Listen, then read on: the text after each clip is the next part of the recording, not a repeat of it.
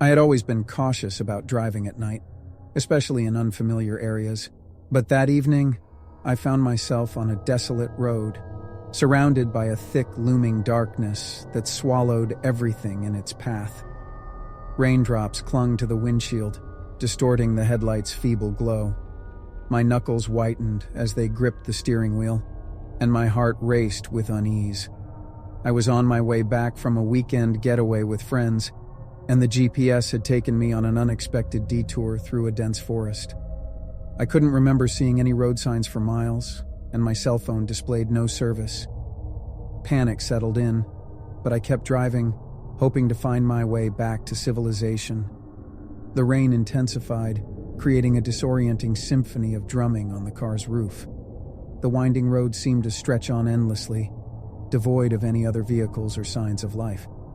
My headlights struggled to pierce the oppressive darkness, casting eerie shadows that danced in the corners of my vision. As I continued along the road, my eyes were drawn to a faint glimmer in the distance.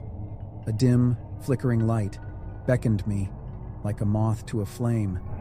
Desperation mingled with curiosity, and I decided to investigate. I cautiously followed the eerie glow, my heart pounding louder with each passing second. The light led me to a dilapidated gas station.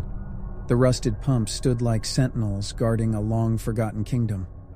A flickering neon sign above the entrance read, "The Last Stop." The whole place seemed as if it had been plucked from a horror movie set. I pulled up to one of the pumps, and my engine sputtered to a stop. A sense of dread washed over me as I realized that I had run out of gas.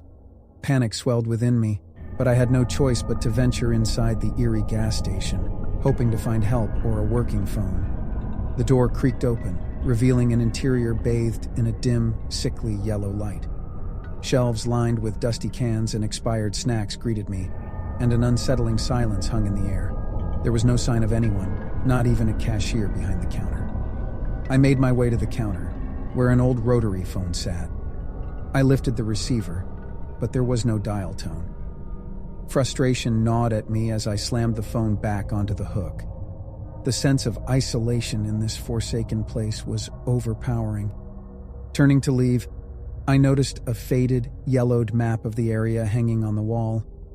I squinted at it, desperately searching for any landmark or road that could lead me out of this nightmare.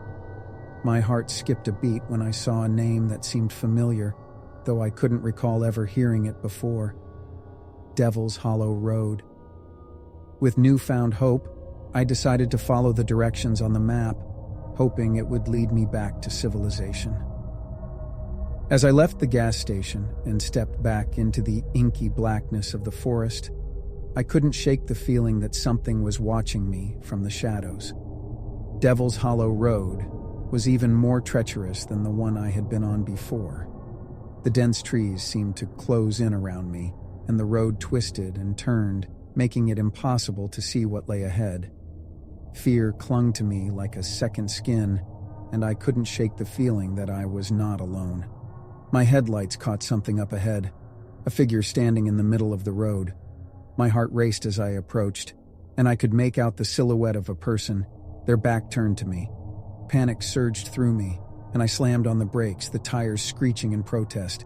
I stepped out of the car, my legs trembling. "Hello!"